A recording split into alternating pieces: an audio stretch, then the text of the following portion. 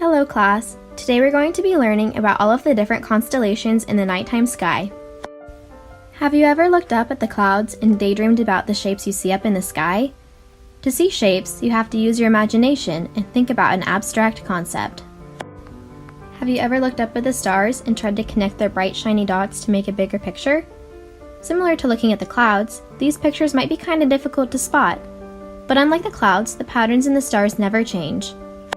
Last week we talked about stars, those bright objects in space that give off light through energy that they make in their core.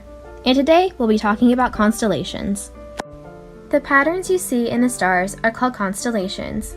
The picture that these groups of stars form may take the shape of an animal, a mythological creature, or an inanimate object such as a compass or a crown. We know that there are an infinite number of stars, but how many constellations are there? 88 different constellations divide up the entire night sky as seen from all around the Earth as it spins. Star maps are made of the brightest stars and represent the position of the stars as we see them from Earth.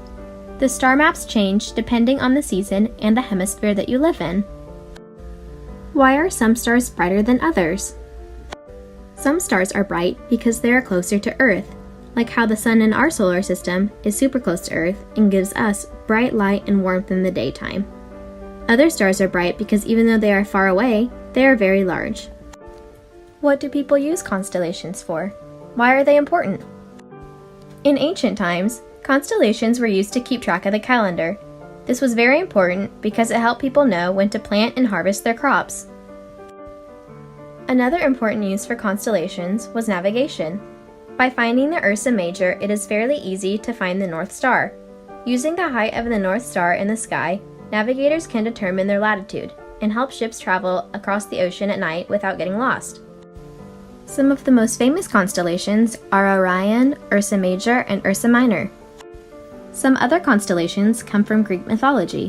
One of these Greek-based constellations even has its own Disney movie. Can you guess who it is?